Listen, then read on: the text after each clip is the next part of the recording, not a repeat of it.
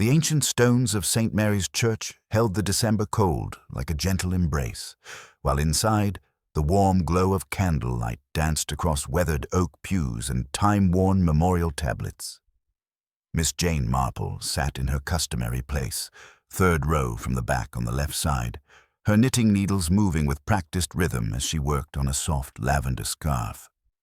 The Christmas Eve vigil had drawn the usual congregation, their faces softened by flickering flames and the anticipation of familiar carols. Her pale blue eyes, however, were not focused entirely on her stitches, but rather observing the subtle interplay of personalities that made village life so endlessly fascinating. The Reverend Stephen Clement stood at the altar, his silver hair catching the light as he arranged the Advent wreath with ceremonial care. At 58, he had served St. Mary Mead for nearly a decade, though Miss Marple had noticed a certain weariness in his manner lately, particularly when dealing with the more demanding members of his flock. His hands trembled slightly as he lit the candles, whether from age or anxiety she could not quite determine. In the front pew sat Colonel Arthur Bantry, resplendent in his regimental tie, beside his wife Dolly, whose Christmas brooch caught the light with each breath. Behind them, Dr. Haydock shifted restlessly, his medical bag resting beside him as always, ready for any emergency that might arise. Miss Marple had long observed that doctors never truly left their profession behind, even in church. The village's most prominent citizen, Mr. Reginald Fortescue, occupied his usual position in the second pew, his wife Adele beside him in an elegant navy coat that spoke of London shops rather than local establishments. Their son Percy, home from university, appeared distinctly uncomfortable, his gaze darting frequently toward the back of the church where young Mary Pritchard sat with her parents. Miss Marple had noticed the young people's growing attachment over the summer months, though she suspected not everyone approved of the match. Miss Hartnell, the village's unofficial chronicler of social events, whispered urgently to Mrs. Price Ridley about something that had clearly caused considerable excitement. Their hushed conversation carried just enough to suggest scandal, though Miss Marple's experience suggested that village scandals were often more smoke than fire. Still, she filed away their animated expressions for future consideration. The church organist, Miss Weatherby, began the opening notes of "O Come, All Ye Faithful," her fingers finding the familiar melody with practiced ease. The congregation rose as one, their voices joining in harmonious celebration. Miss Marple noticed that Mr. Fortescue's voice, usually robust and commanding, seemed strained tonight, and his wife kept glancing at him with poorly concealed concern. As the service progressed through readings and carols, a subtle tension began to permeate the ancient walls. Young Percy Fortescue had grown increasingly agitated, checking his pocket watch repeatedly and casting anxious glances toward the vestry door. When the time came for the traditional lighting of individual candles from the great Paschal candle, several members of the congregation seemed unusually nervous. Miss Marple observed that Mrs. Fortescue's gloves were buttoned incorrectly, suggesting haste in dressing, and that Dr. Haydock kept touching his medical bag as if reassuring himself of its presence. Most curious of all, Mr. Fortescue himself appeared to be delaying his participation in the candle ceremony, though he was typically punctilious about such matters. The Reverend Clement paused in his reading, glancing toward the vestry with growing concern. "Perhaps someone might check on the additional candles," he suggested gently, his voice carrying a note of uncertainty that was quite unlike his usual confident delivery. Young Percy volunteered immediately, perhaps too quickly, and disappeared through the carved oak door that led to the vestry and the small room beyond where church supplies were kept. The congregation continued with the next carol, but Miss Marple noticed that several voices had grown thin and uncertain. The silence that followed Percy's departure stretched uncomfortably long. Miss Marple counted her stitches automatically while her mind catalogued the subtle signs of distress she had observed throughout the evening. Mrs. Fortescue's hands had begun to tremble visibly, and Dr. Haydock had half risen from his pew twice before settling back down. When Percy finally reappeared, his face was chalk white, his university composure completely shattered. He stood in the doorway, one hand gripping the ancient stone frame as if it were the only thing keeping him upright. "Father Clement," he called, his voice cracking like a much younger boy's. "Please come quickly. It's Father." The words fell into the candlelit silence like stones into still water. Dr. Haydock was on his feet immediately, his medical training overriding social convention as he pushed past the other parishioners. Miss Marple remained seated, her knitting needles still, but her mind already beginning to sort through the evening's observations with the methodical precision of long experience. The Christmas Eve vigil, meant to celebrate peace and goodwill, had been transformed into something far darker. As concerned voices began to rise and the carefully maintained order of the service dissolved into worried confusion, Miss Marple reflected that human nature, unfortunately, observed no holidays. Whatever had happened to Mr. Fortescue in that quiet vestry, she suspected it would prove to be neither accident nor natural causes, but something far more troubling that would test the bonds of this small community she knew so well.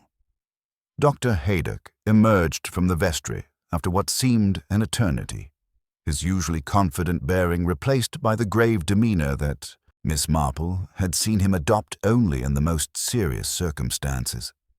His whispered conference with Reverend Clement carried just far enough for those in the front pews to catch fragments that sent ripples of unease through the congregation. The word "unnatural" floated above the hushed voices, followed by the more ominous, "Authorities must be contacted immediately." Mrs. Fortescue had risen from her pew, her elegant composure beginning to crack like fine porcelain under strain, while Percy remained at her side, his earlier pallor now deepening to an alarming shade that suggested he might require medical attention himself. The Reverend Clement, recovering his pastoral authority with visible effort, raised his hands for silence. "My dear friends, I must ask for your patience and cooperation. Mr. Fortescue has passed away under circumstances that require official investigation. Please remain calm while we contact the proper authorities." His careful choice of words fooled no one present, and Miss Marple observed how quickly the congregation's expressions shifted from grief to something far more complex. Miss Hartnell's eyes brightened with the unmistakable gleam of someone presented with the social event of the season, while Mrs. Price Ridley's mouth had formed a perfect circle of shock that somehow managed to convey both horror and excitement. Within the hour, the ancient peace of St. Mary's had been thoroughly disrupted by the arrival of Inspector Slack from Much Benham, accompanied by Sergeant Lake and 2 constables whose heavy boots echoed inappropriately on the worn stone floors. Inspector Slack, a practical man with little patience for village sensibilities, immediately took charge with his characteristic briskness. After a brief consultation with Dr. Haydock that involved much nodding and note-taking, he emerged to address the assembled parishioners with the news that confirmed their worst suspicions. "Ladies and gentlemen, we're treating this as a suspicious death. No one is to leave until we've taken preliminary statements." The theories began almost immediately, whispered with the intensity of secrets shared in confession. Colonel Bantry, ever practical, suggested that business pressures might have driven poor Fortescue to some desperate act, though he was quickly hushed by his wife's meaningful glare. Miss Hartnell, never one to be excluded from significant developments, leaned toward Mrs. Price Ridley with barely contained excitement. "I always said there was something peculiar about that new gardener, didn't I? Foreign-looking fellow, always lurking about the grounds." The gardener, who had arrived in the village only recently, made a convenient target for suspicion, though Miss Marple noted that those who knew him personally seemed less convinced of his guilt. More intriguing to Miss Marple were the reactions of those closest to the deceased. Adele Fortescue maintained her composure with what seemed almost superhuman control, answering Inspector Slack's initial questions with clipped precision that revealed little beyond the basic facts. When asked about possible enemies, she responded with a slight shrug that spoke volumes. "Reginald was a businessman, Inspector. Such men inevitably create disagreements. Young Mary Pritchard hovered near Percy with touching concern, though Miss Marple noticed how the girl's attention occasionally shifted to gauge Mrs. Fortescue's reactions, as if measuring the temperature of grief. Dr. Haydock's preliminary examination had ruled out natural causes, and his careful mention of possible poisoning sent fresh waves of shock through the congregation. The very word seemed impossible in such sacred surroundings. Yet Miss Marple had long observed that human nature respected neither time nor place in its darker manifestations. She found herself studying the faces around her with renewed interest, noting how Percy kept glancing toward the vestry door with an expression that mingled grief with something that might have been fear, and how Reverend Clement seemed almost relieved beneath his obvious distress, as if a long-dreaded conversation had finally been concluded. The church committee members clustered near the back, their earlier discussions about heated arguments between the Reverend and Mr. Fortescue taking on new significance. Mrs. Price Ridley confided to anyone within hearing that she had noticed Mr. Fortescue looking particularly strained in recent weeks, while others recalled business troubles and heated discussions about the Church Restoration Fund. Each whispered revelation added another layer to the growing complexity of motives and suspicions that were beginning to swirl around the deceased like autumn leaves in a sudden wind. Most interesting to Miss Marple was what people chose not to say. Mrs. Bantry sat unusually quiet, her normally cheerful chatter replaced by thoughtful observation of her neighbors' reactions. Several parishioners seemed more concerned with watching others than expressing their own grief, a telling detail that suggested knowledge of secrets yet to be revealed. The verger, Ezra Sims, stood apart from the others, his hands clasped tightly together, though Miss Marple noticed a small flake of candle wax had hardened around his fingers, an odd detail that she filed away for future consideration. As Inspector Slack began organizing individual interviews and the constables secured the scene, the Christmas Eve vigil transformed into something far darker than anyone could have imagined. The candles that had promised peace and hope now cast dancing shadows that seemed to hide secrets in every corner of the ancient church. Miss Marple gathered her knitting and prepared to provide her statement, her mind already beginning to sort through the evening's observations with the methodical precision that had served her so well in previous encounters with human wickedness. The village's reaction had been swift and predictable, but beneath the surface shock, she detected the stirrings of old grievances and carefully guarded secrets that would soon demand examination in the harsh light of official investigation. Miss Marple positioned herself strategically in the third pew during Inspector Slack's systematic interviews, her knitting providing the perfect camouflage for her careful observation of the unfolding drama. The inspector had established his makeshift headquarters in the church hall, where Christmas decorations now seemed grotesquely inappropriate against the backdrop of official questioning. From her vantage point, she could observe not only those being interviewed but, more importantly, the reactions of those waiting their turn when people often revealed more through unconscious gesture than deliberate speech.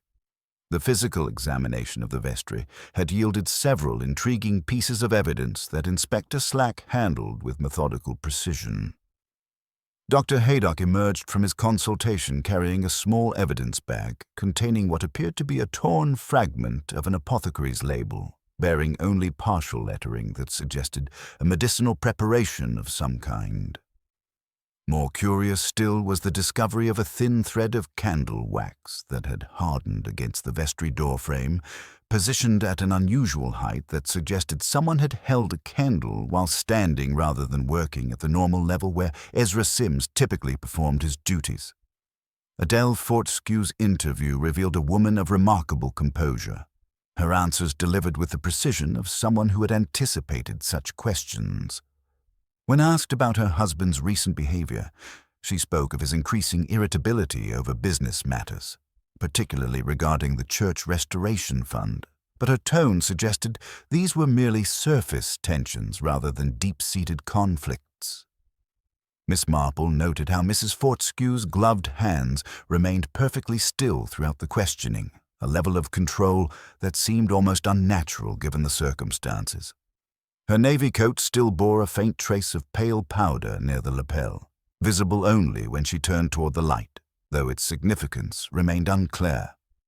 Young Percy's testimony proved far more revealing in its emotional undercurrents than its factual content. His discovery of his father's body had clearly traumatized him, yet Miss Marple detected something beyond simple grief in his manner.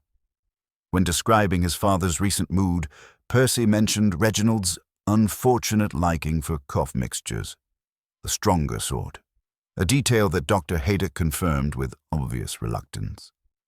The young man's hands trembled slightly when he spoke of family matters, and his eyes consistently avoided meeting Inspector Slack's direct gaze, suggesting knowledge he preferred not to share. The Reverend Clement's interview exposed the financial tensions that had been simmering beneath the parish's peaceful surface. His admission of recent disagreements with Mr. Fortescue over delayed donations painted a picture of a man caught between pastoral duties and practical necessities. Most telling was his visible relief when discussing these conflicts, as if their resolution through death, however tragic, had lifted a considerable burden from his shoulders. Miss Marple observed how his fingers kept returning to worry the edge of his prayer book, a nervous habit she had not noticed during his years of service. Dr. Haydock's professional assessment confirmed the presence of a fast-acting poison administered orally, though the specific substance would require laboratory analysis. His clinical detachment during the interview was punctuated by occasional glances toward Mrs. Fortescue that suggested a familiarity extending beyond casual acquaintance. When pressed about Mr. Fortescue's health, he mentioned recent consultations about digestive troubles, nothing that would naturally prove fatal, but perhaps something that would mask the initial symptoms of poisoning until it was too late for intervention. The verger, Ezra Sims, provided perhaps the most interesting testimony through what he chose not to say rather than his actual words. His hands bore traces of both candle wax and brass polish, suggesting he had been attending to multiple duties throughout the evening. When asked about the vestry's contents, he mentioned preparing little tapers from their drawer and ensuring the season would shine, but his account of who had accessed the room remained frustratingly vague. His habit of crossing himself repeatedly during questioning suggested a man seeking divine protection from earthly complications. Miss Hartnell and Mrs. Price Ridley contributed their customary blend of observation and speculation, focusing particularly on the foreign gardener as a convenient suspect. However, their more valuable insights concerned recent changes in village dynamics, including heated discussions about the Restoration Fund and Mr. Fortescue's increasingly erratic public behavior. Their collective memory of social slights and financial disagreements provided a useful map of potential motives, even if their conclusions were often wildly inaccurate. Colonel Bantry maintained his characteristic bluff dismissal of suspicious circumstances, preferring to attribute the death to natural causes, despite medical evidence to the contrary. His wife Dolly, however, offered more perceptive observations about the subtle tensions she had noticed between family members in recent weeks, describing an atmosphere where they were walking on eggshells around each other that suggested deeper conflicts than mere business disagreements. As the interviews concluded and the congregation was finally dismissed, Miss Marple reflected on the evening's revelations. The torn apothecary label suggested premeditation, while the unusual wax trace on the vestry door indicated someone unfamiliar with the room's normal usage. Most significantly, the pattern of relationships revealed through testimony painted a picture of a man who had accumulated numerous enemies through his domineering personality and financial manipulations. The Christmas Eve setting had provided perfect cover for the crime, with multiple people having legitimate reasons to access the vestry and the confusion of the service masking the crucial timing. The investigation had revealed a complex web of motives involving family tensions, financial pressures, and personal grievances. Yet Miss Marple sensed that the true solution lay not in the obvious conflicts, but in the subtle psychological currents that flowed beneath the village's respectable surface, waiting for the right moment to emerge into the harsh light of justice. The grey December morning brought with it Inspector Slack's methodical determination to resolve the Christmas Eve tragedy through the most expedient means available, his practical nature leading him inevitably toward the village's most convenient suspect. Giuseppe Benedetti, the Italian gardener who had arrived at the Fortescue estate only 6 months prior, possessed all the necessary qualifications for guilt in the inspector's estimation. Foreign origins that made him perpetually suspect, limited English that hampered his defense, and the unfortunate circumstance of being an outsider in a community that valued conformity above almost all other virtues. The inspector's satisfaction with this solution was evident in his brisk movements as he established his case, gathering evidence with the enthusiasm of a man who believed that obvious answers were usually correct ones. The physical evidence against Benedetti appeared compelling to those who examined it superficially. A torn apothecary label discovered in the vestry bore a suspicious resemblance to fragments found in the gardener's modest cottage, where various bottles containing fertilizers and pest control solutions suggested familiarity with potentially dangerous chemicals. More damning still was Benedetti's admission that he had visited the church earlier on Christmas Eve, ostensibly to deliver holly arrangements for the service, though this innocent explanation could easily accommodate more sinister purposes. His presence in the sacred building during the afternoon provided both opportunity and access to the vestry, where Mr. Fortescue would later meet his death.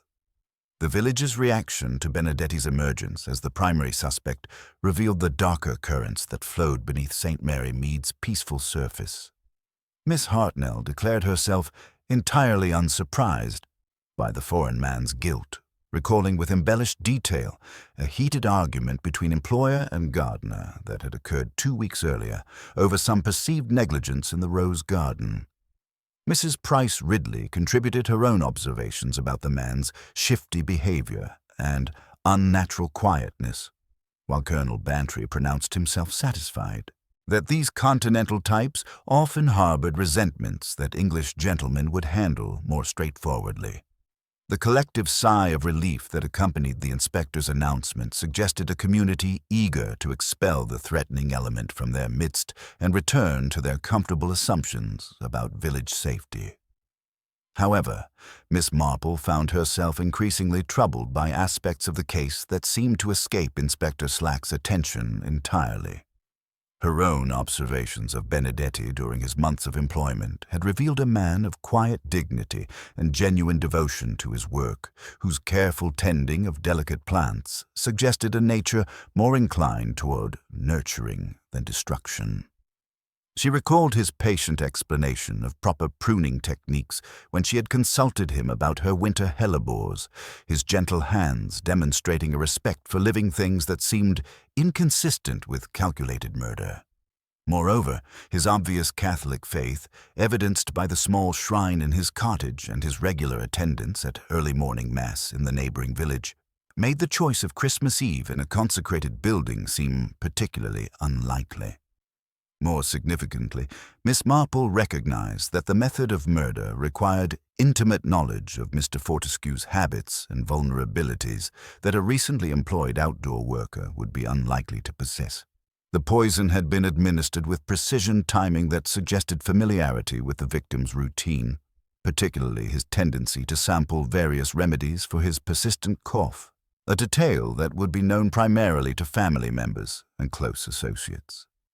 Benedetti's limited interaction with the household and his focus on garden maintenance made such intimate knowledge highly improbable, yet Inspector Slack seemed content to overlook this crucial consideration in his eagerness to close the case. The physical evidence itself raised questions that troubled Miss Marple's methodical mind. The torn apothecary label, while superficially incriminating, seemed almost too convenient, as if planted to direct suspicion toward an obvious target. She had noticed during the Christmas Eve service that the candle wax trace on the vestry door frame was positioned at an unusual height, suggesting someone taller than the verger Ezra Sims, but not necessarily as tall as Benedetti. More intriguingly, the faint pale powder she had observed on Adele Fortescue's navy coat resembled silver polish more than any substance associated with gardening, a detail that connected to Ezra's obvious nervousness about the vestry's contents rather than any foreign conspiracy. The reactions of the Fortescue family to Benedetti's arrest proved particularly revealing to Miss Marple's experienced eye. While Adele expressed appropriate satisfaction with the inspector's swift resolution, her manner suggested relief that extended beyond simple justice, as if she feared more searching questions might reveal uncomfortable family secrets. Young Percy's response was even more complex, combining obvious relief with what appeared to be genuine doubt about the gardener's guilt, though he seemed reluctant to voice his concerns openly in the face of official certainty and community approval. Dr. Haydock maintained a professional reserve that suggested medical doubts about the sophistication required for such precise poisoning, while Reverend Clement's continuing anxiety seemed to intensify rather than diminish with the arrest, as if the resolution of the obvious case left deeper mysteries unaddressed. Most telling of all was the behavior of Ezra Sims, whose pride in the church's gleaming metalwork and orderly arrangements had been replaced by a nervous preoccupation with the vestry's contents, particularly the small cupboard that always stuck in damp weather and required a firm hand at precisely the right angle. As Inspector Slack prepared to formalize charges against the unfortunate gardener, Miss Marple reflected on the evening's true revelations. The community's eager acceptance of Benedetti's guilt revealed more about their own prejudices than about the actual crime, while the physical evidence suggested careful staging rather than genuine clues. The real murderer remained free, protected by the village's desire for a simple solution and the inspector's satisfaction with a case that required no deeper investigation into the complex relationships and hidden resentments that truly motivated such carefully planned violence. Her gentle but ruthless detective instincts told her that the truth lay not in foreign malice, but in the intricate web of domestic arrangements and family secrets that had been so skillfully concealed beneath the surface of respectable village life. The morning after Giuseppe Benedetti's arrest dawned crisp and clear, with delicate hoarfrost edging the hedgerows as Miss Marple made her way to St. Mary's under the sensible pretext of returning a hymn book she had absent-mindedly taken home. Her true purpose, however, involved examining certain details that had nagged at her throughout a restless night, particularly the peculiar trace of pale powder she had observed on Adele Fortescue's navy coat during the Christmas Eve vigil. Experience had taught her that such seemingly insignificant details often proved more revealing than the obvious evidence that satisfied hasty investigators. Ezra Sims was already at work in the vestry, his sleeves rolled up against the December chill, his world reduced to the faithful polishing of old brass and the careful arrangement of linens that seemed to hold the accumulated reverence of countless services. He started at Miss Marple's gentle greeting, then smiled with visible relief, grateful for a visitor who demanded nothing more challenging than pleasant conversation. When he mentioned the persistent dampness affecting the storage cupboard, Miss Marple watched with keen interest as he demonstrated the precise technique required to open the stubborn door, noting how his practiced hands knew exactly the right angle and pressure needed to free the warped latch. Inside the cupboard, scattered across the flagstone floor, lay a thin layer of pale dust that caught the morning light filtering through the stained glass windows. This was not the gritty residue of neglect, but the soft whiteness of whiting powder, the traditional substance used with a touch of ammonia to bring church silver to its proper gleam. Someone had recently spilled a small quantity and attempted to brush it away, but their efforts had been incomplete, leaving behind a faint impression pressed into the remaining powder. Miss Marple's experienced eye immediately recognized the distinctive pattern, a delicate scalloped edge precisely the shape that would be created by the fashionable lace cuff of a lady's glove pressed momentarily into the scattered substance. The significance of this discovery became clear when Miss Marple recalled Adele Fortescue's elegant ivory gloves from the previous evening, with their characteristic scalloped trim that represented the latest London fashion. More tellingly, she remembered the faint dusting of pale residue near the lapel of Adele's navy coat, a detail she had initially attributed to face powder, but now recognized as something far more incriminating.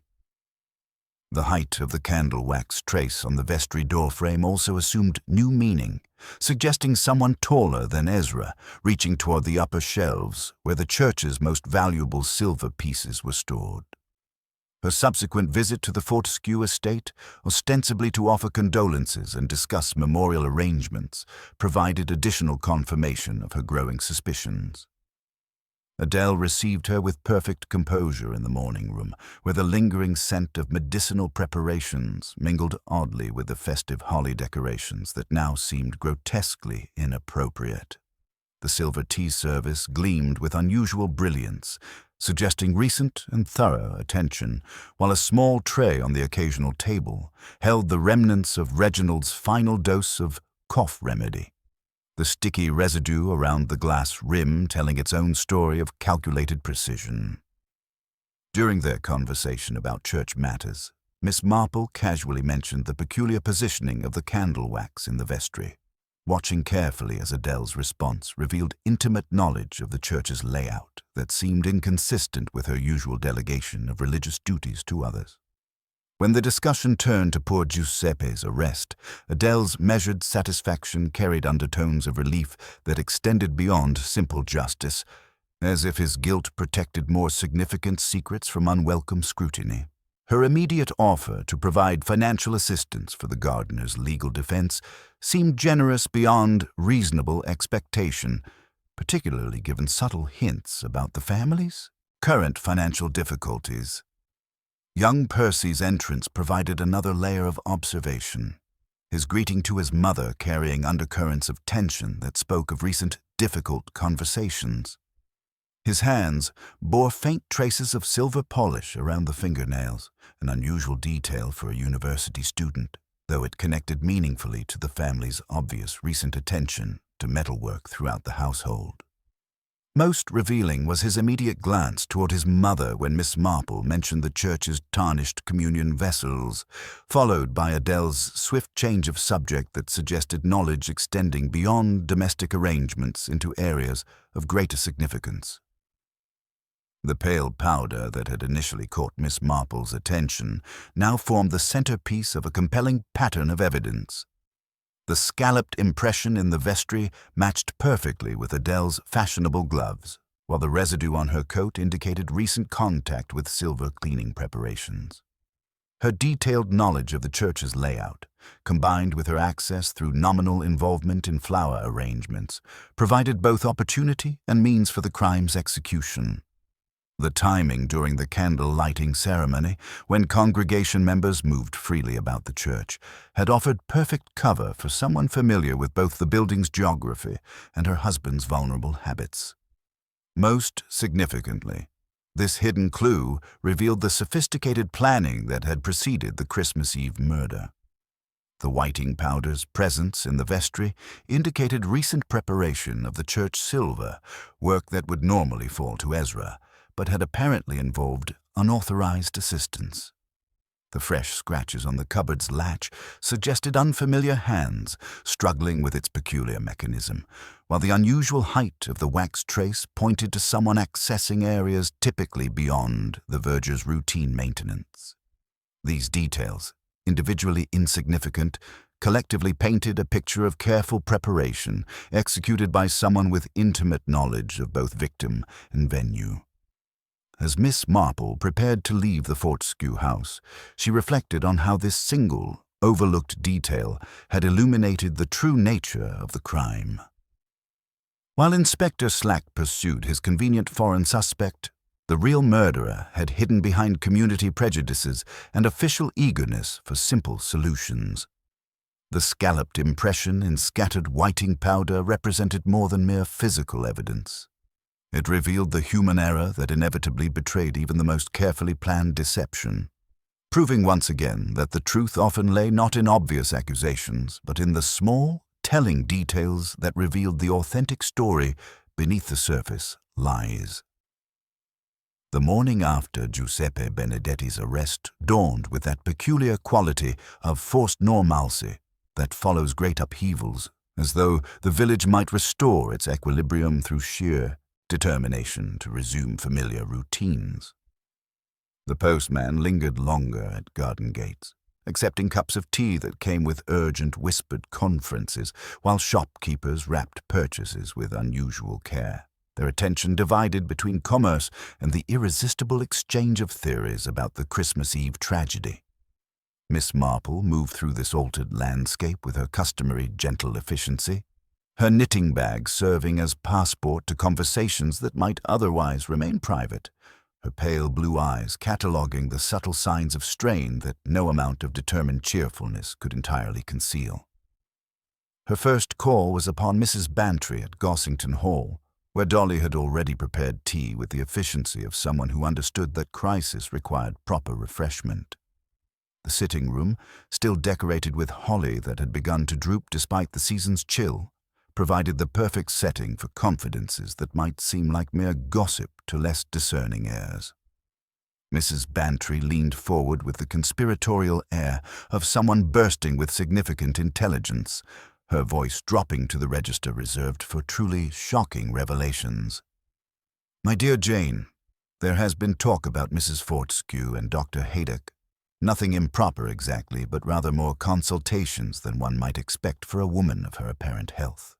Arthur mentioned seeing the doctor's motor car at their house at unusual hours, always with some medical excuse, but one does wonder." She stirred her tea with unnecessary vigor before adding, "And there's something else entirely."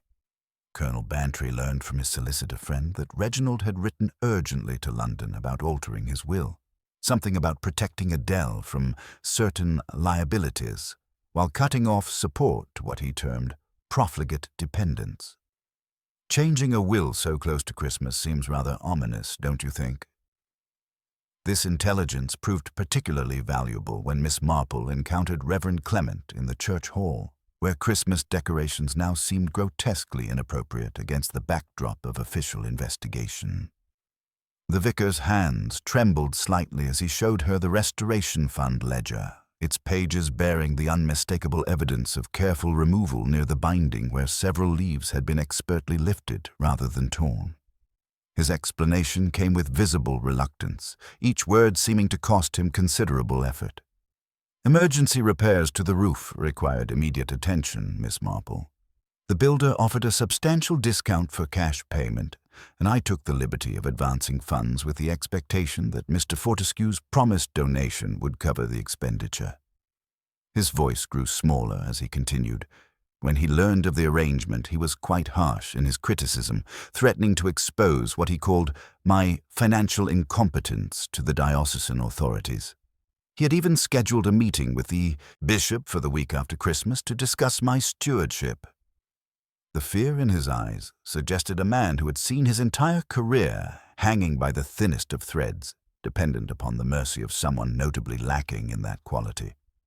Dr. Haydock's surgery provided the next piece of the increasingly complex puzzle, though extracting information from the medical man required Miss Marple's most delicate approach. Under the pretext of discussing her own health concerns, she gradually steered the conversation toward his recent patients, particularly those requiring treatment for nervous conditions and chronic ailments.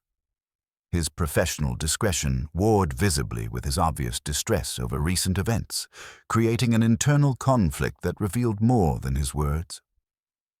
Reginald had developed an unfortunate dependence on various cough preparations, Miss Marple.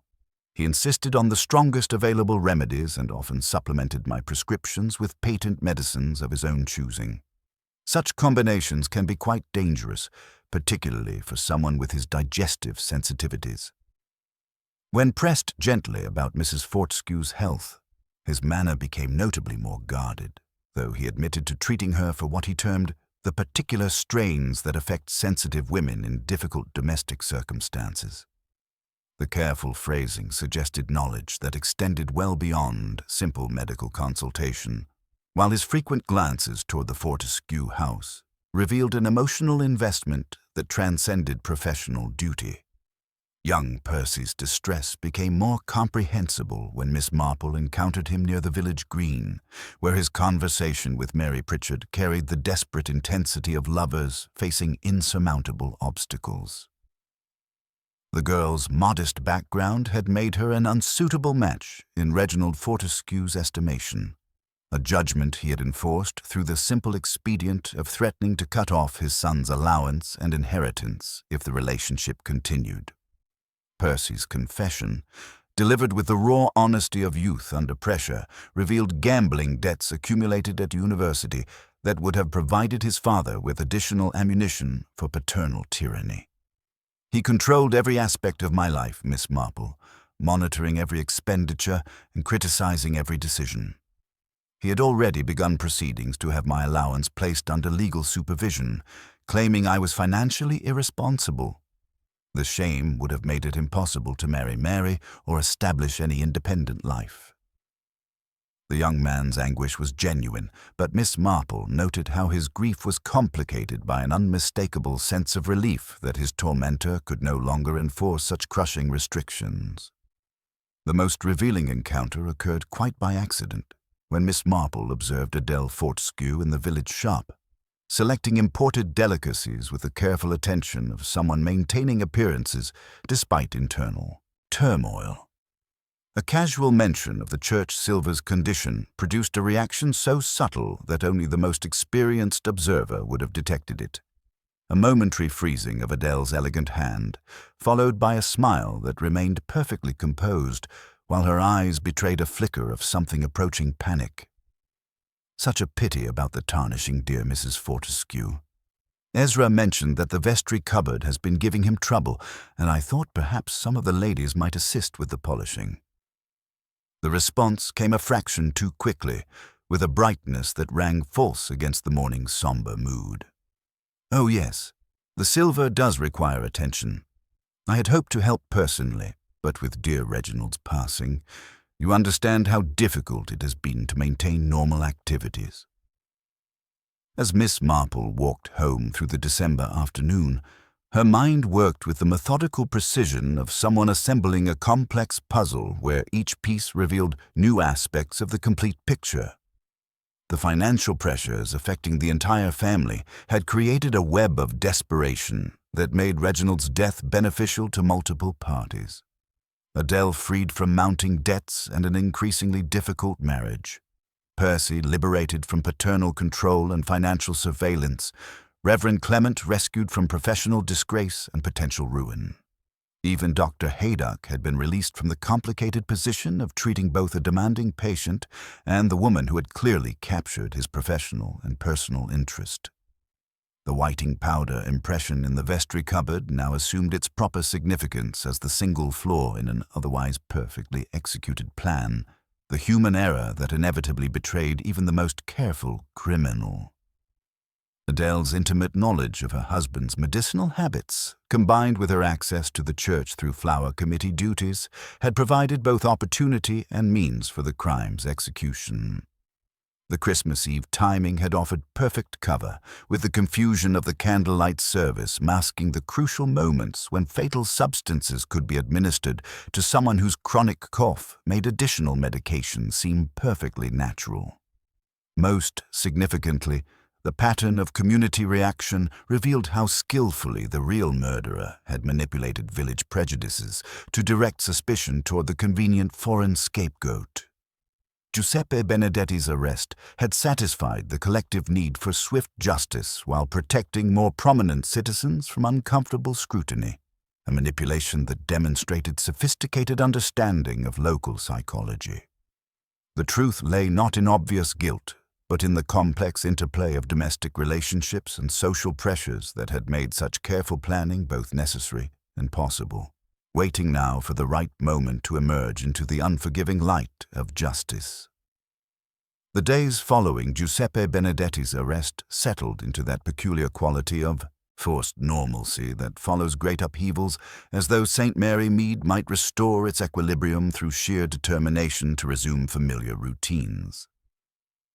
The postman lingered longer at garden gates, accepting cups of tea that came with urgent whispered conferences about foreign wickedness and village safety, while shopkeepers wrapped purchases with unusual care, their attention divided between commerce and the irresistible exchange of theories about Christmas Eve's tragedy.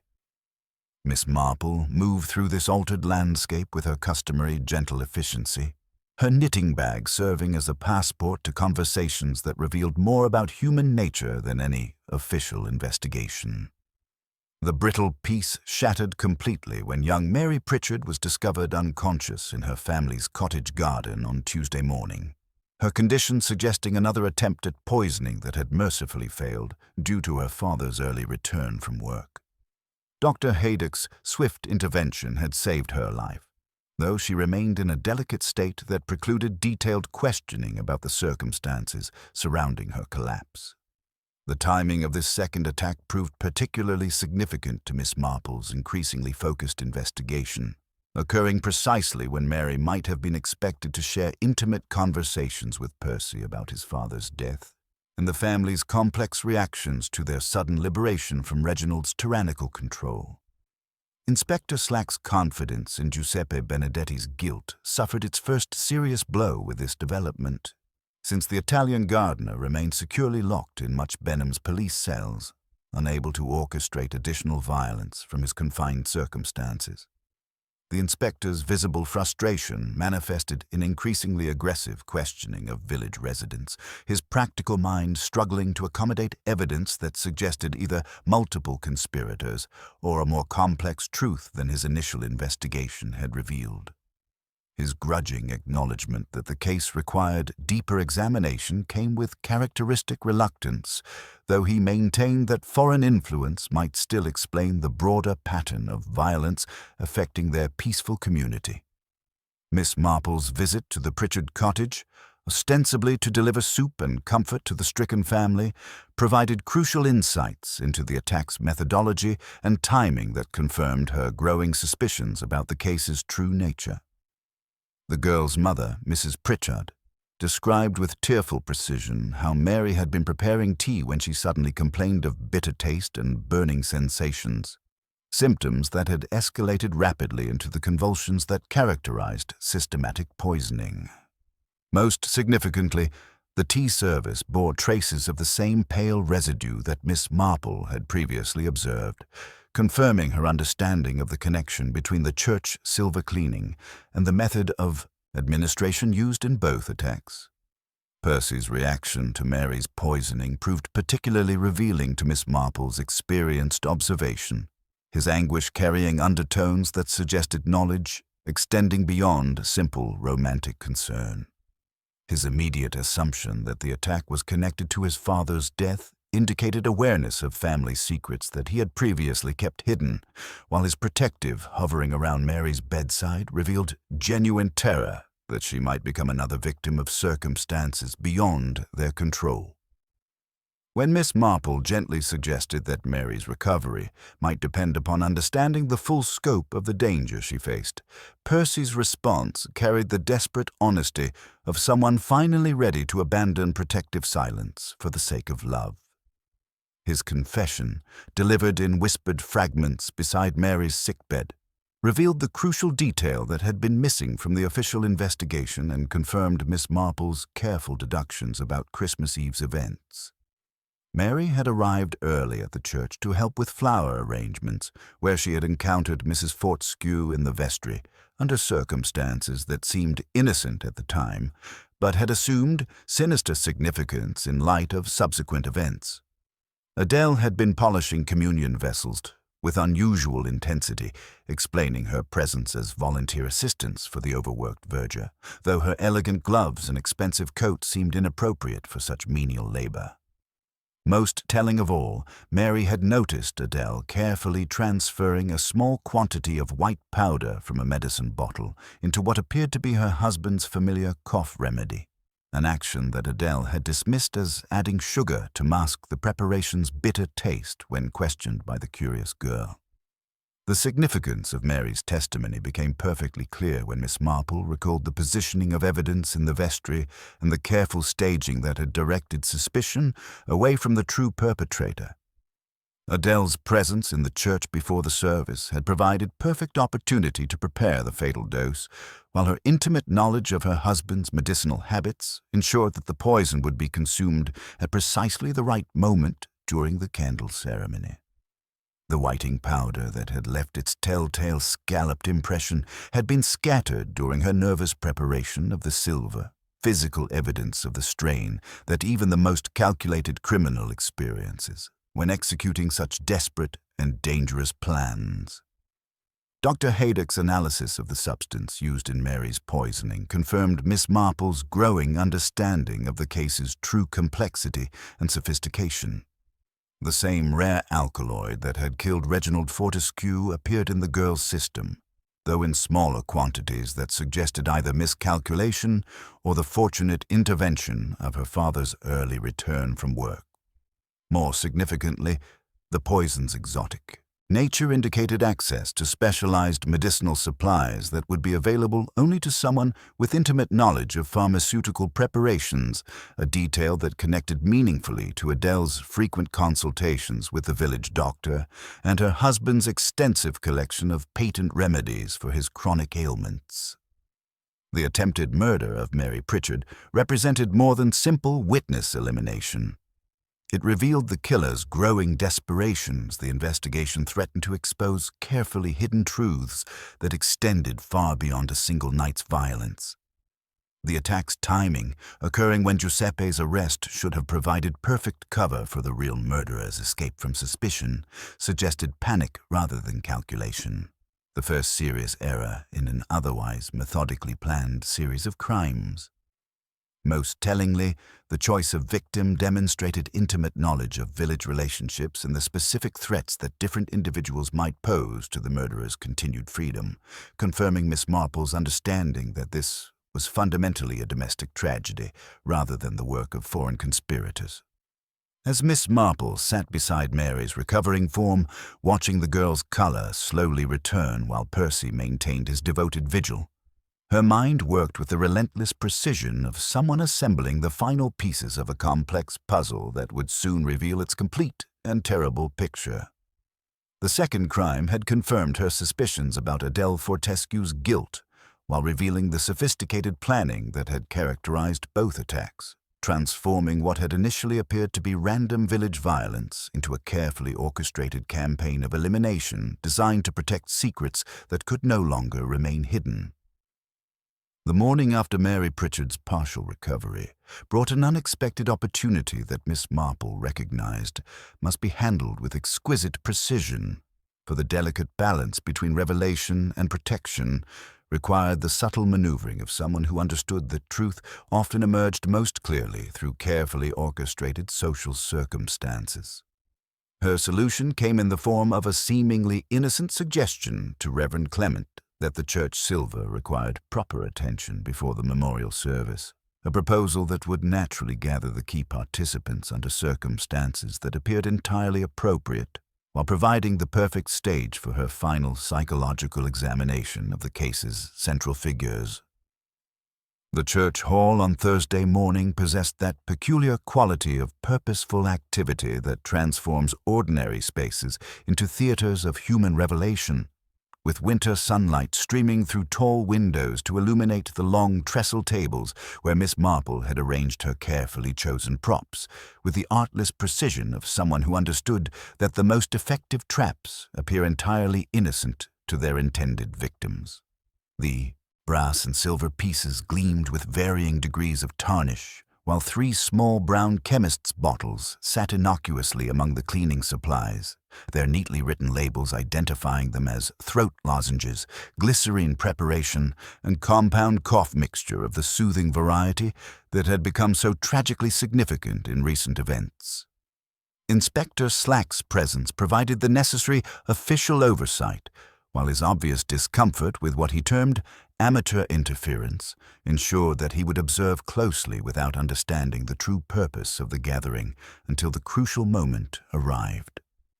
The suspects assembled with that natural social gravity that draws village residents to communal activities, each bringing their own mixture of genuine helpfulness and barely concealed anxiety about circumstances that had transformed their peaceful community into something far more dangerous than any of them had previously imagined. Adele Fortescue arrived precisely on time, her navy coat and pearls suggesting someone who maintained elegant standards even during periods of mourning, though Miss Marple's experienced eye detected subtle signs of strain beneath the perfectly composed surface. Percy accompanied his mother with the protective vigilance of someone who had begun to suspect truths he preferred not to acknowledge, while Dr. Haydock's brisk manner carried undertones of professional concern that extended beyond simple medical interest into areas of more personal significance. The morning's activities began with Miss Marple's gentle direction of various tasks, her suggestions carrying the authority of someone accustomed to organizing charitable endeavors, while concealing the methodical precision with which she positioned each participant for maximum observational advantage. When she mentioned the stubborn vestry cupboard that required return of a particularly valuable salver, Ezra Sims immediately volunteered his specialized knowledge of the mechanism's peculiarities, explaining with pride how years of experience had taught him the exact pressure and angle required to overcome the warped wood's resistance to normal handling. Miss Marple's innocent suggestion that perhaps Mrs. Fortescue might assist with the task, given her obvious capability with difficult mechanisms, produced the first crucial revelation when Adele approached the cupboard with confidence that seemed inconsistent with her claimed unfamiliarity with church maintenance duties. Her gloved hands found the precise pressure point immediately, executing the complicated maneuver with the unconscious skill that comes only from repeated practice, while Ezra's surprised protest that such knowledge required considerable experience hung in the suddenly charged atmosphere like an accusation waiting for acknowledgement. The second test came when Miss Marple requested assistance with labeling the charitable donations, particularly the 3 medicine bottles that required careful identification to prevent dangerous confusion between remedies intended for different purposes. Adele's immediate selection of the correct cough mixture, based not on reading the label but on recognizing subtle differences in the bottle's construction, revealed intimate familiarity with pharmaceutical preparations that extended far beyond casual acquaintance with patent remedies available to ordinary consumers. Most revealing was her instinctive wrapping of her handkerchief around the bottle's stopper before handling it, a precaution that suggested knowledge of sticky residues that would result from previous tampering with the container's contents. Inspector Slack's attention sharpened visibly as he observed this unconscious betrayal of specialized knowledge, while Miss Marple continued her gentle questioning with the relentless precision of someone who understood that truth often emerged through accumulation of small revelations rather than dramatic confessions. The psychological pressure intensified when Dr. Haydock mentioned the dangerous alkaloids present in modern cough preparations, prompting Miss Marple's casual observation about the curious numbness and bitter taste that characterize such substances, even in small quantities. Adele's immediate agreement, followed by her hasty qualification that such knowledge came from hearsay rather than personal experience, provided the final confirmation of guilt that Miss Marple had been seeking through her methodical investigation. Percy's growing awareness of his mother's revealed knowledge created visible tension that suggested family conversations extending far beyond the morning's activities, while his protective instincts warred with dawning recognition of truths he had desperately hoped to avoid. The young man's anguish was genuine, but his earlier silence about Mary's testimony had allowed the situation to escalate to dangerous levels that now threatened multiple lives through his misguided loyalty to someone whose guilt was becoming increasingly undeniable. As the morning's activities concluded and participants prepared to disperse, Miss Marple reflected on the success of her psychological examination in revealing the sophisticated planning and intimate knowledge that had characterized both the original murder and the subsequent attempt on Mary Pritchard's life. Adele Fortescue's unconscious betrayal of specialized familiarity with church mechanisms, pharmaceutical preparations, and criminal methodology had provided the definitive proof that circumstantial evidence alone could never have established, confirming that beneath the elegant surface lay a calculating intelligence capable of systematic murder in pursuit of freedom from domestic circumstances that had become unbearable. The time had arrived for direct confrontation with a murderer whose capability and willingness to eliminate threats had been demonstrated through multiple attempts, requiring Miss Marple's most careful approach to ensure that justice emerged safely from the shadows of speculation into the harsh but necessary light of legal resolution. The drawing room of the rectory held that peculiar quality of expectant stillness that precedes momentous revelations.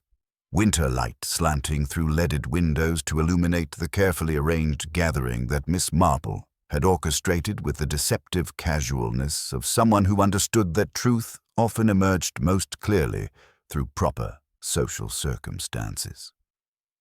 Inspector Slack occupied the chair nearest the fire, his professional skepticism warring with growing awareness that the elderly lady's methods, however unconventional, had consistently produced results that escaped more orthodox investigation.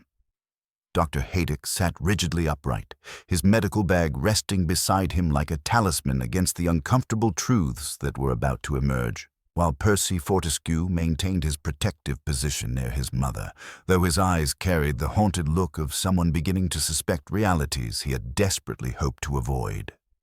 Adele Fortescue herself presented a picture of elegant composure that spoke of generations of breeding designed to maintain dignity under the most trying circumstances. Her navy coat and pearls suggesting someone who understood that appearances must be preserved even when facing the collapse of carefully constructed deceptions. Miss Marple began not with dramatic accusation, but with the gentle observations that had served her so well in previous encounters with human wickedness, her knitting needles moving with practiced rhythm as she spoke in the conversational tone of someone discussing parish arrangements rather than systematic murder.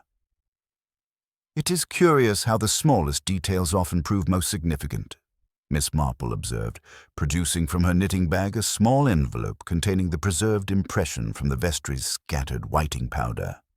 This delicate pattern, with its distinctive scalloped edge, was pressed into the dust when someone steadied themselves against the cupboard during a moment of particular stress. Such an elegant design, quite unlike anything our good Ezra would wear during his maintenance duties, but remarkably similar to the fashionable gloves that have become so popular among ladies who shop in London rather than our local establishments. Adele's hands moved instinctively to smooth her gloves, the unconscious gesture revealing more than any verbal response could have accomplished, while Miss Marple continued with inexorable gentleness. The cupboard itself provided another telling detail. "When I suggested you might assist with returning the salver, Mrs. Fortescue, you opened that notoriously stubborn latch with the confidence that comes only from repeated practice. Ezra was quite surprised, weren't you, dear man? In 30 years of service, he had never shown a lady the particular angle and pressure required to overcome the warped wood's resistance." The verger's confused nod provided silent confirmation of this crucial point, while Inspector Slack's attention sharpened visibly as he began to understand the methodical precision with which Miss Marple had been constructing her case through seemingly innocent observations. Miss Marple's transition to the technical aspects of the crime maintained her deceptively casual approach while revealing the sophisticated knowledge that had made such precise timing possible. "During our silver polishing this morning, I noticed how naturally you selected the correct cough mixture from among several similar bottles, Mrs. Fortescue. Not by reading the label, but by recognizing subtle differences in weight and construction that would be familiar only to someone with considerable experience handling such preparations. Most tellingly, you wrapped your handkerchief around the stopper before opening it, as one does when anticipating the sticky residue that results from previous tampering with the contents. Dr. Haydock's professional pride was evident in his visible discomfort at having his prescriptions used for such purposes, while his obvious emotional investment in the case suggested complications that extended beyond simple medical consultation. Miss Marple's gentle acknowledgement of his unwitting role provided the necessary reassurance while maintaining focus on the true perpetrator of these carefully planned crimes. Young Mary Pritchard's recovery has allowed her to provide crucial testimony about the events preceding Christmas Eve's tragedy, Miss Marple continued, her tone remaining conversational despite the devastating nature of the evidence she was presenting. She observed you in the vestry before the service, Mrs. Fortescue, polishing the silver with unusual intensity and adding what you described as sugar to your husband's familiar cough remedy. Such a domestic explanation would naturally satisfy a young girl's curiosity, though the bitter taste that characterized the actual additive would have been quite different from any sweetening agent. Percy's sharp intake of breath revealed his growing understanding of his mother's guilt, while Adele's composure began to show the first hairline cracks that suggested the enormous strain of maintaining her elegant facade under such methodical examination. Miss Marple's exploration of the domestic circumstances that had driven Adele to such desperate measures revealed the complex web of financial pressure and psychological abuse that had made murder seem like the only available escape from an increasingly unbearable situation. Your husband's controlling nature extended to every aspect of family life, didn't it, Mrs. Fortescue?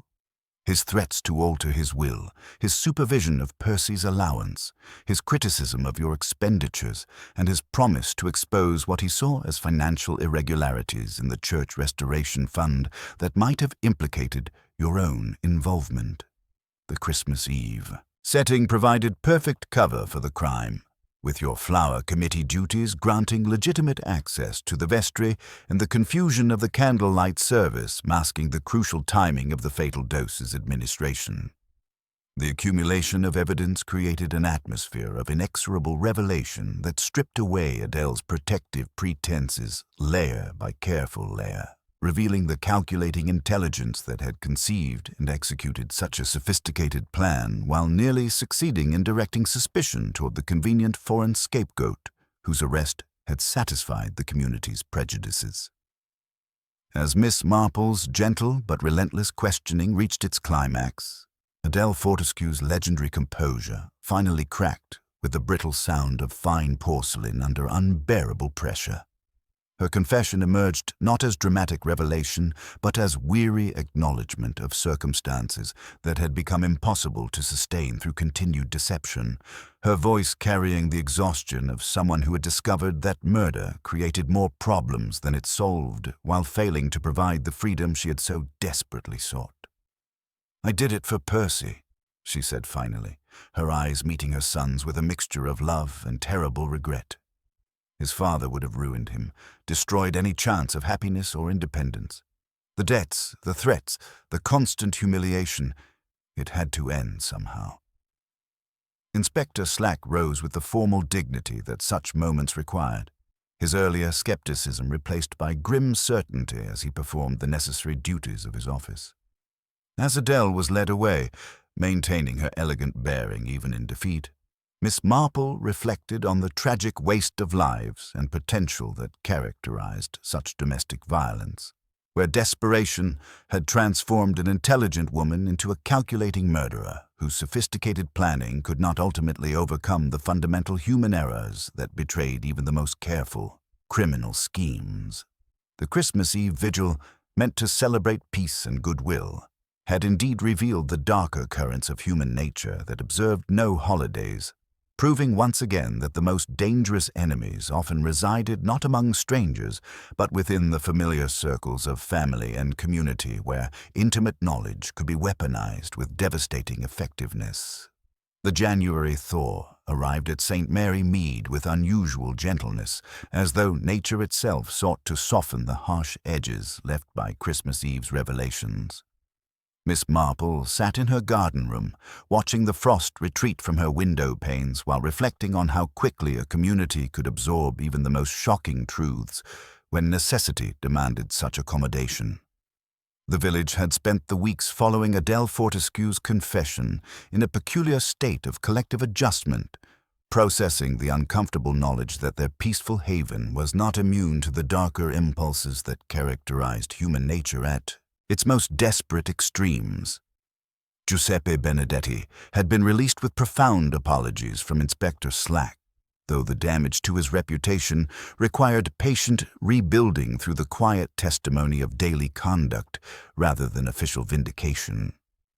Miss Marple had made a deliberate point of consulting him about her winter garden preparations, her public confidence serving as gentle rehabilitation for a man whose only crime had been existing as a convenient target for prejudices that preferred simple foreign villainy to complex domestic tragedy. His gratitude expressed itself through the careful tending of her hellebores, which bloomed with unusual magnificence that spring, as if nature sought to restore beauty after such calculated ugliness. The transformation in young Percy Fortescue proved most remarkable to observe, his university confidence replaced by the somber maturity that comes from confronting uncomfortable truths about those we love most deeply. His engagement to Mary Pritchard had been quietly announced once her recovery was complete, their shared ordeal creating bonds that might prove stronger than those formed under easier circumstances. Miss Marple noted with satisfaction how the young man's protective devotion had evolved into genuine partnership, their wedding plans proceeding with the measured caution of people who understood that happiness must be built on foundations of honesty rather than convenient illusions. Dr. Haydock's professional composure had been permanently altered by his unwitting role in providing the pharmaceutical knowledge that made Adele's crime possible. His previously confident manner now marked by careful reserve that suggested hard-won wisdom about the dangerous applications of medical expertise.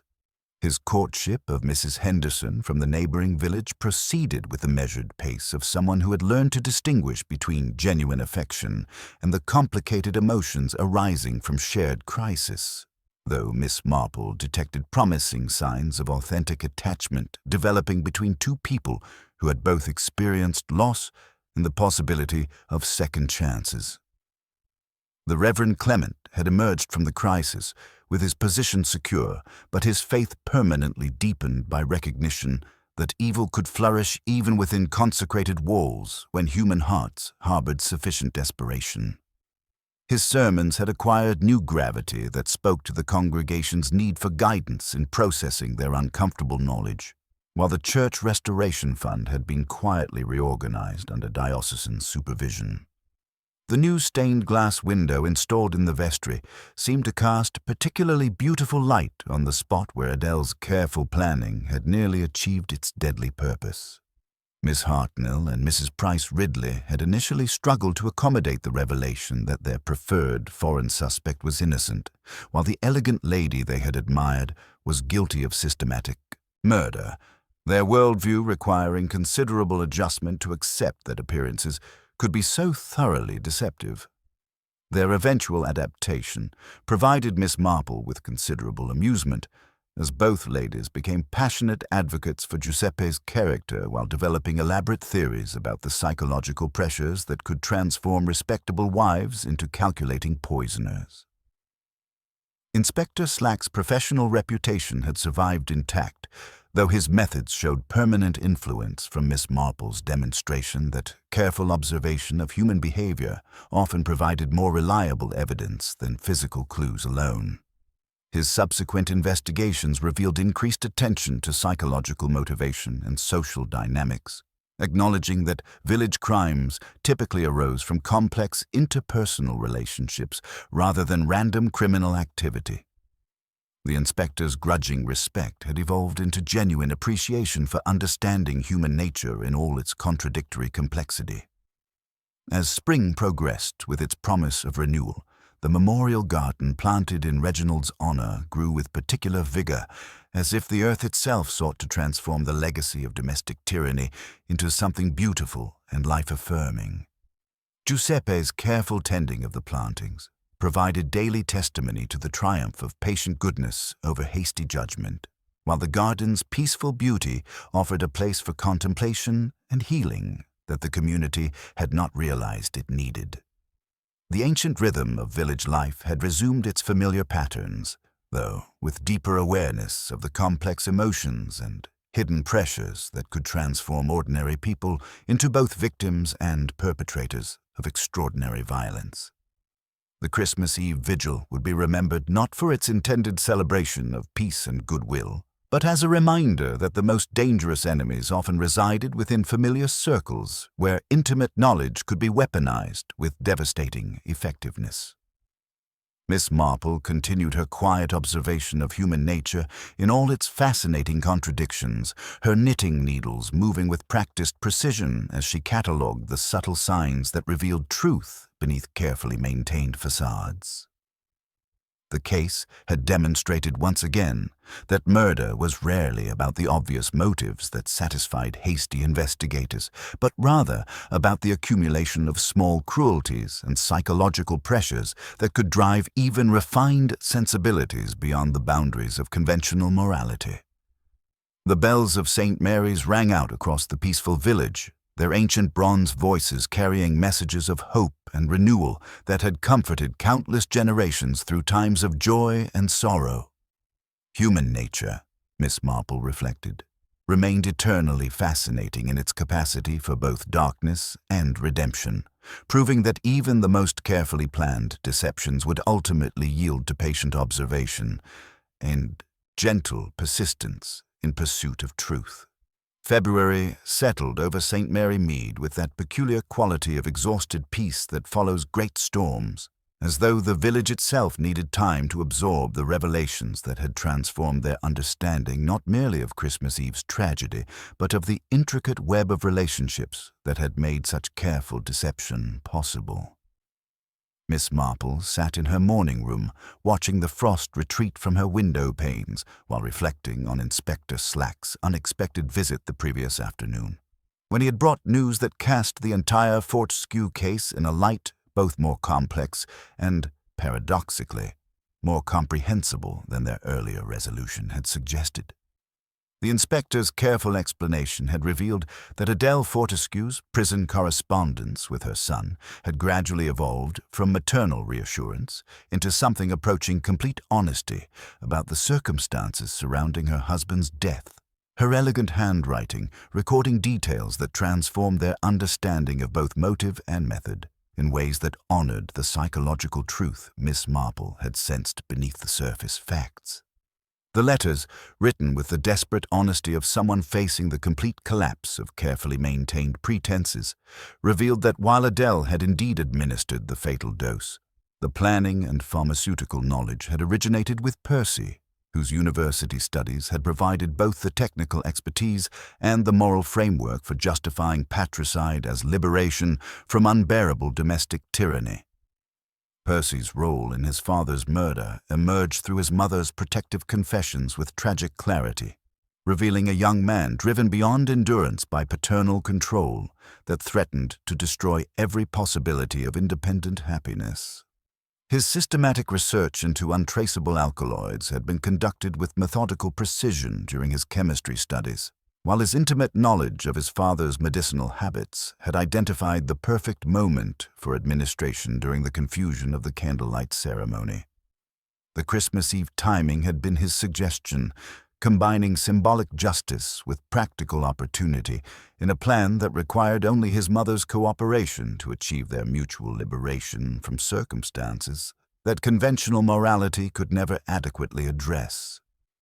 Adele's protection of her son had extended to accepting complete responsibility for crimes that were fundamentally collaborative in nature, her maternal instincts overriding any consideration of personal consequences when faced with a choice between her own freedom and Percy's future happiness. Her elegant composure during questioning had concealed not calculating coldness, but desperate love, while her sophisticated knowledge of church mechanisms and pharmaceutical preparations had been acquired specifically to execute a plan conceived by someone whose youth made such expertise both more accessible and more dangerous. The community's absorption of these additional revelations proved remarkably adaptive, with most residents finding that the collaborative nature of the crime somehow made it more comprehensible than the image of Adele as a solitary poisoner. Giuseppe Benedetti's complete vindication provided deep satisfaction, his quiet dignity having earned him respect that transcended earlier prejudices, while his continued tending of village gardens served as daily testimony to the triumph of patient goodness over hasty judgment. The memorial garden planted in Reginald's honor grew with particular vigor under Giuseppe's care, as if the earth itself sought to transform the legacy of domestic tyranny into something beautiful and life-affirming. Percy's inheritance of the estate had been managed with surprising maturity, his father's death having freed not only his personal relationships, but also his natural intelligence from the crushing weight of constant criticism and control. His engagement to Mary Pritchard proceeded with the measured caution of people who understood that happiness must be built on foundations of complete honesty, their shared ordeal having created bonds stronger than any formed under easier circumstances. Mary's recovery from her poisoning had brought with it a quiet strength that complemented Percy's newfound confidence, their partnership offering hope that love could indeed triumph over the complex legacy of family violence. Dr. Haydock's professional reputation had survived intact, though his methods showed permanent influence from the case's demonstration that medical knowledge could be weaponized by those desperate enough to risk everything for freedom. His courtship of Mrs. Henderson from the neighboring village proceeded with careful attention to the distinction between genuine affection and the complicated emotions arising from shared crisis, while his new procedures for controlling dangerous substances reflected hard-won wisdom about the responsibilities that accompanied specialized expertise. The Reverend Clement's sermons had acquired new gravity that spoke directly to his congregation's need for guidance in processing uncomfortable knowledge about the capacity for both darkness and redemption that resided within familiar community relationships. The Church Restoration Fund had been quietly reorganized under diocesan supervision, while the new memorial window in the vestry cast particularly beautiful light on the spot where careful planning had nearly achieved its deadly purpose, transforming a scene of calculated murder into a place of contemplation and renewal. As spring approached with its promise of regeneration, Miss Marple reflected on the case's ultimate resolution with satisfaction that extended beyond simple justice into the realm of psychological truth. The collaborative nature of the Fortescue's crime had revealed the complex pressures that could transform ordinary domestic tensions into systematic murder, while the community's eventual acceptance of these uncomfortable realities demonstrated the human capacity for moral growth through confrontation with difficult truth. The Christmas Eve Vigil would be remembered not only for its tragic outcome, but for its demonstration that even the most shocking revelations could be absorbed into the continuing story of human community. The ancient bells of St. Mary's continued their eternal rhythm across the peaceful village, their bronze voices carrying messages of hope and renewal that had comforted countless generations through times of moral complexity and social upheaval, proving that human nature, in all its fascinating contradictions, remained eternally capable of both careful deception and patient redemption through the gentle but inexorable pursuit of truth. The spring sunshine fell gently across St. Mary Mead with that particular quality of benediction that follows great storms, as though nature itself sought to bless a community that had weathered revelations capable of destroying lesser villages entirely. Miss Marple sat in her garden room, watching Giuseppe Benedetti tend her prize hellebores with the patient devotion of someone whose quiet dignity had transformed him from convenient scapegoat into beloved neighbor, his complete vindication having taught the village more about the dangers of hasty judgment than any sermon ever could. The memorial garden bloomed with unusual magnificence under his careful attention, each flower serving as living testimony that beauty could indeed emerge from even the darkest circumstances when nurtured by genuine goodness and persistent hope. The wedding of Percy. Fortescue and Mary Pritchard had taken place in April, deliberately chosen to reclaim St. Mary's Church for purposes of joy, rather than allowing it to remain forever associated with calculated violence and family tragedy.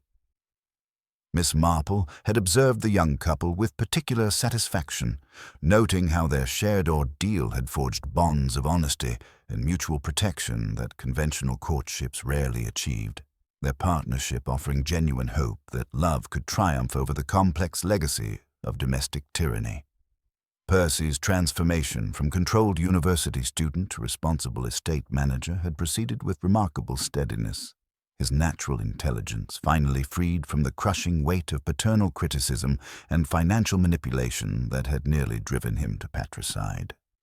Dr. Haydock's professional practice had evolved to reflect hard-won wisdom about the responsibilities accompanying specialized medical knowledge, his new procedures for controlling dangerous substances demonstrating increased awareness of how pharmaceutical expertise could be weaponized by those desperate enough to risk everything for freedom.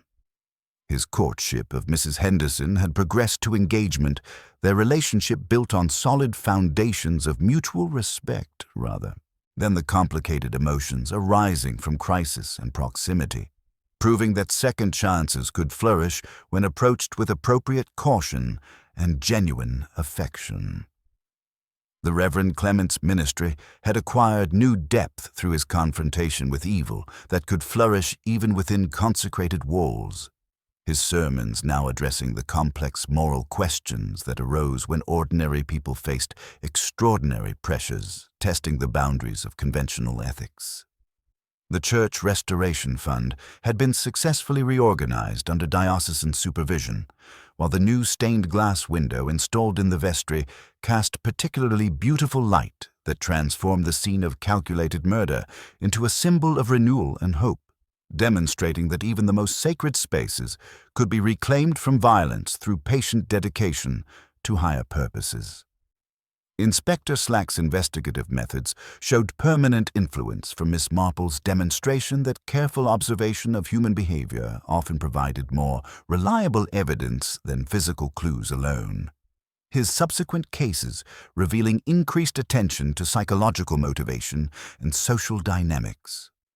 His grudging respect for the elderly lady's insights had evolved into genuine appreciation for understanding human nature in all its contradictory complexity, while his professional reputation had been enhanced rather than damaged by his willingness to acknowledge the limitations of conventional police procedures when dealing with crimes arising from intimate knowledge and long-standing domestic tensions. The village's collective memory had begun that subtle process of transformation, allowing communities to absorb even the most shocking revelations while maintaining their essential character and social cohesion. Miss Hartnell and Mrs. Price Ridley now discussed psychological pressures and unbearable domestic situations with the same relish they once applied to simpler scandals, their acceptance of complex truth indicating the community's broader shift from simple judgment to more nuanced comprehension of human motivation. The days of naive certainty were gone, replaced by knowing peace tinged with quiet understanding that the darkest currents often flowed beneath the most placid surfaces.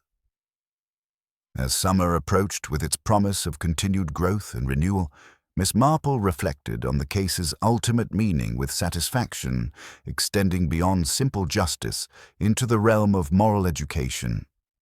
The Fortescue tragedy had demonstrated once again that murder was rarely about obvious motives satisfying hasty investigators, but rather about accumulation of small cruelties and psychological pressures, driving even refined sensibilities beyond conventional morality's boundaries.